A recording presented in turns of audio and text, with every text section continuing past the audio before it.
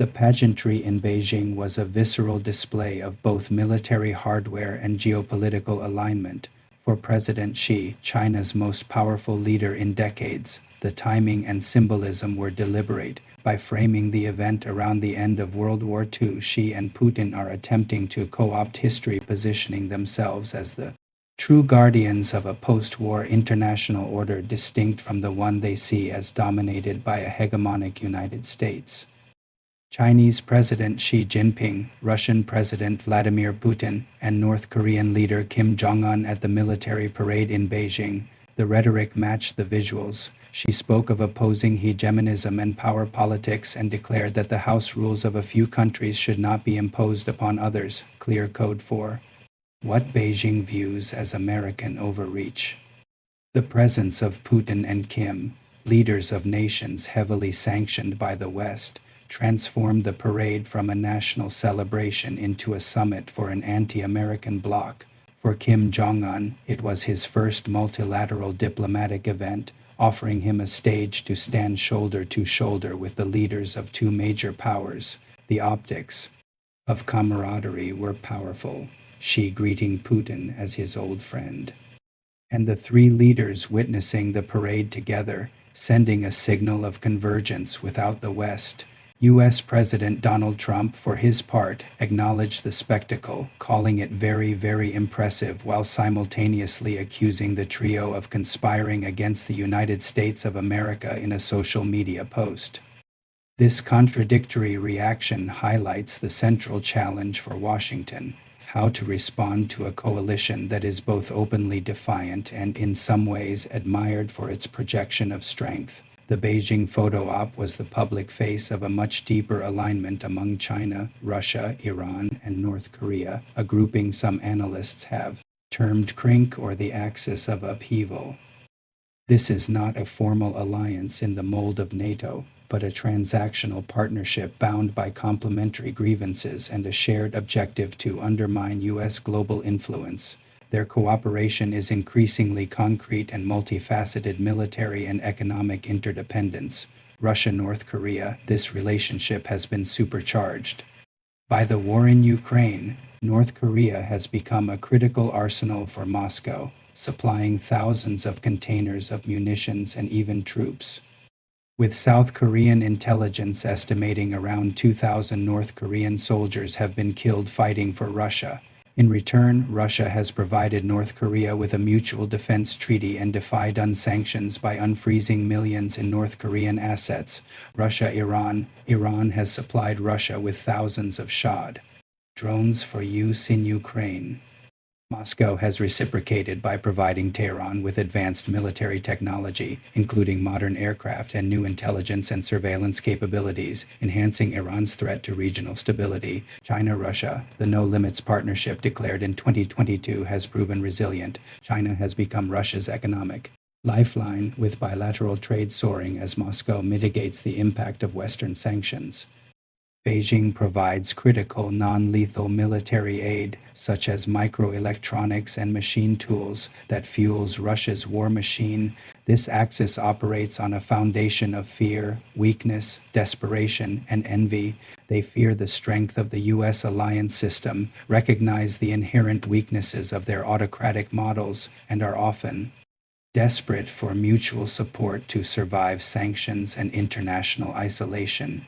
Yet some analysts caution against overstating their unity, pointing to potential fissures.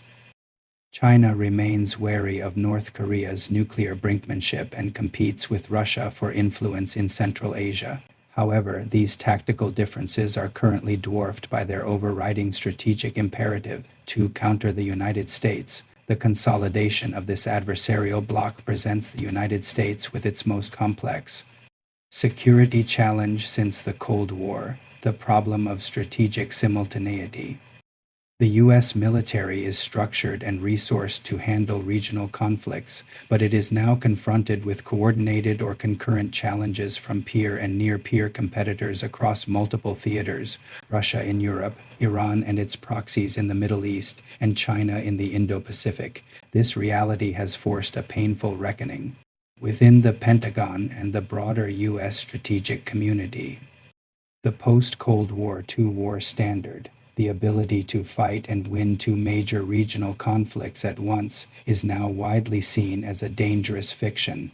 The consensus is shifting toward the need for prioritization, which has crystallized into a China-first strategy. This emerging doctrine argues that China is the United States' only true peer competitor capable of fundamentally reshaping the international order.